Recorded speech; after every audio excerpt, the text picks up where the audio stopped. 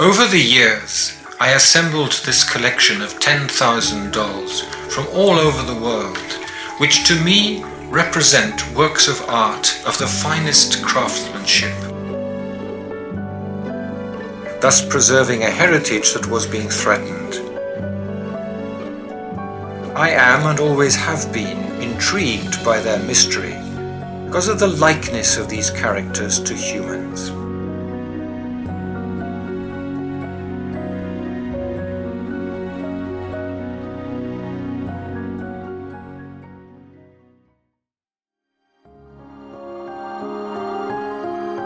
Look at these Inuits, nomads, Eskimos wearing an amoti, a heavy seal fur coat with a hood which can carry a child.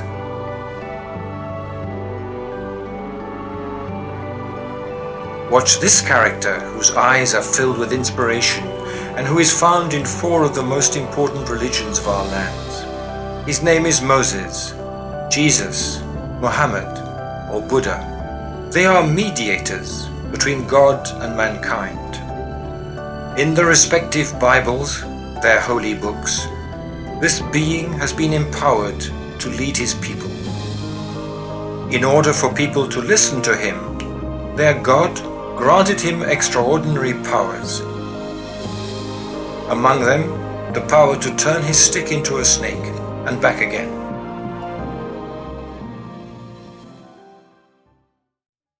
For the past 23,000 years, men had been creating figurines such as the Lady of Brassampouy, found in the Landes region in France. We can admire her body and head sculpted from mammoth ivory. Humans have always felt the urge and need to create small characters in their image, and vital to their being, as André Malraux was fond of reminding us. And even the deceased wished these characters to accompany them into the afterlife, into their burial grounds. These dolls are not toys, but intermediaries, messengers of beliefs, emotions, hopes, and exorcisms. We are familiar with the dajides, voodoo dolls on which the believers placed nail clippings, skin, or hair belonging to the individual onto whom the spell was cast, rarely an expression of affection. In Mexico, the ceremonies surrounding the Kachina dolls of the Hopi tribes aimed to chase away evil spirits which threatened to punish them following the possibly suspicious death of their children. This is the view of the ethnologist Claude Lévi-Strauss. We believe that both nomadic and sedentary peoples felt deeply guilty when they were unable to save their children from death caused by hunger or disease. Here we have the one which represents the wolf's spirit to appease its fury, and this one is ready to summon up the rain when the crops need it. Identical causes and beliefs apply to the Japanese kokeshi dolls. Naturally, furthermore, these small characters were begged to generate rain, increase fertility, and regain one's health. André Malraux wrote about this universal phenomenon which he found astonishing. These fragile and poetic copies of oneself can be found in all civilizations. Indeed, we find them among African, Mayan, Sumerian, Greek, Egyptian, Indian, European and Asian people, as well as in Oceania. I believe it is also a matter of demand for recognition, a reflection of life and local customs, as well as a tool to help children learn about traditions. Lamartine wrote, "They have a soul, since the beginning of time." Derain states that these objects took part in a renewal of Western art and our outlook on reality. Take this sculpture of the Cyclades and Modigliani's painting. André Breton was disturbed by these figurines, as the wall of his workshop illustrates, where about 100 were installed. Freud himself kept a few on his desk. Let's not forget that for thousands of years, humans thought that leaves, animals, and even stones had a soul. They were animists like Spinoza.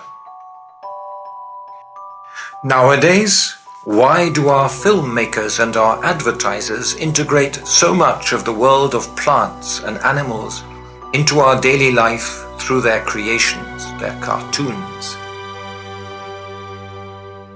The Crocodile Brand, Avatar, Baba the Elephant, Mickey Mouse, The Jungle Book. Perhaps to perpetuate, as our elders did, the secret and close ties between man and nature. The dolls also act as representatives of daily life with its rites and customs, as if to preserve them. Let's travel then to the countries of the first humans, in Africa, to meet the people of the desert and the Maghreb.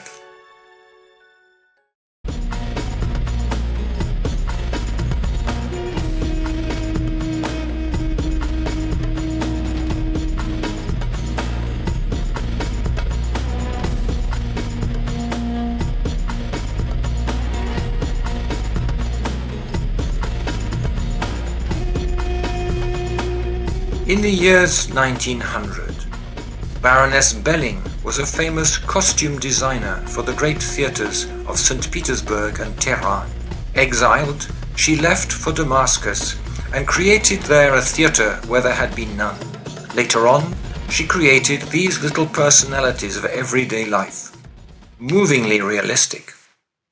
Let us continue our presentation with our Irish family. The Omwin Siller, whose sailor's sweater allowed those who found a disfigured body cast up by the sea to bring him back to the Irish clan family able to claim the knit pattern. In Belgium in 1475, Mary of Hungary planned festivities for her brother, Charles V. In Bache, among the guests, an Indian wearing a sumptuous headdress sparked enthusiasm. Today, there are some 900 participants, the Gilles, who walk in the February carnival, bearing these impressive feather hats. Let's talk marriage, which until recently was planned by the parents. The social status had to be comparable. One verified the family reputation, and there had to be no conflict between the villages from which the betrothed originated. Like this Polish couple, which was permitted to meet for the third time in 6 months. We know that from the number of ribbons and canatiles, small metal jewels which they made themselves and gave each other. In Greece, during the 5th century BC, the Tanagra, elegant young girls in terracotta, symbolized the values of Athens: democracy, strength of the state, development of education. They accompanied the deceased into their tombs and the afterlife.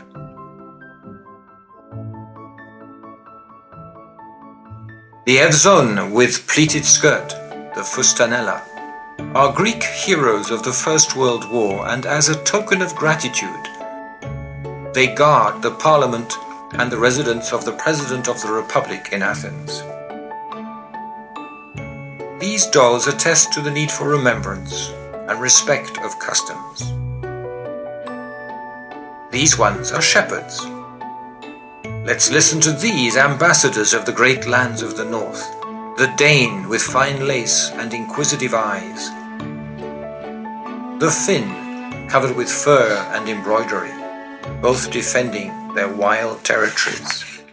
Here are some escapees from my trunks. They introduce themselves. First, the dominant women, then the turbulent ones, and finally the English. The dominant women.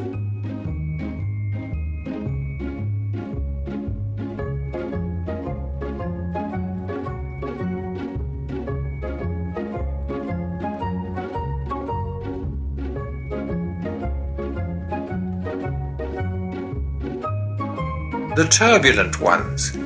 They are also works of art through their expression and craftsmanship.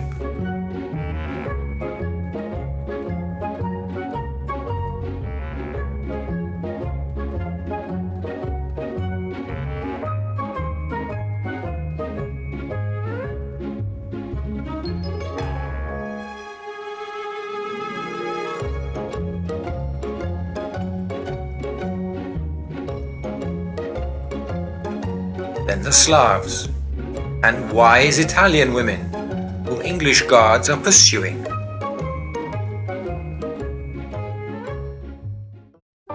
Men and women have forever worn a kippah, scarf, turban, veil, as a mark of religion, but also for practical purposes and for hygiene, but above all, to hide their hair, a seductive and provocative asset. Let's remember that it was still the case in France as recently as 60 years ago. One didn't step out with hair exposed.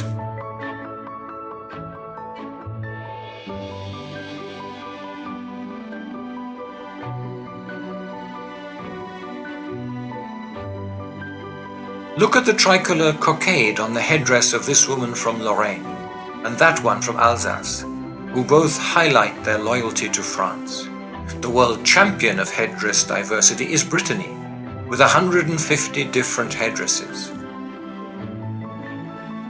The claim of local identity expressed itself through these headdresses, different in every country of the world. See, I have my own personality. I am different. My village must be looked on with respect. Let's take an example. Louis XIV created a new tax in 1675, the stamped paper, equivalent to the revenue stamp, which caused a riot among the Bretons, who set official buildings on fire and murdered a few state officials. In retaliation, the king called on the army, which resulted in 16 deaths and 6 church steeples destroyed by cannon. As a sign of defiance, some Bigouden women decided to design a tall headdress in memory of the lost steeples. Since we're talking about Louis XIV, let's go to Versailles, where the glamour and the harmony of architecture, fountains, lighting and gardens reached the pinnacle of perfection, as well as the attires made of precious silks.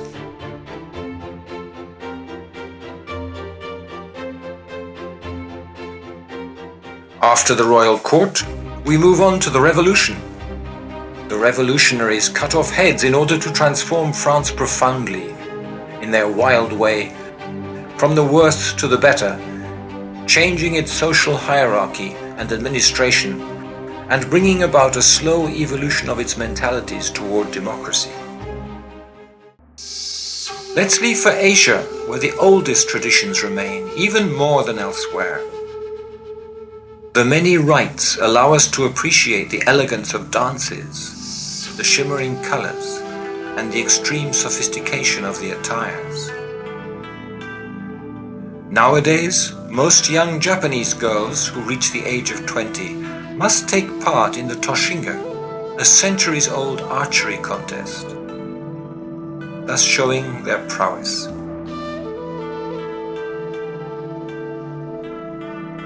This last magnificent fighter alone explains my collection. Since the beginning of time, men have always wanted to idealize reality, perhaps to help answer the mystery of existence.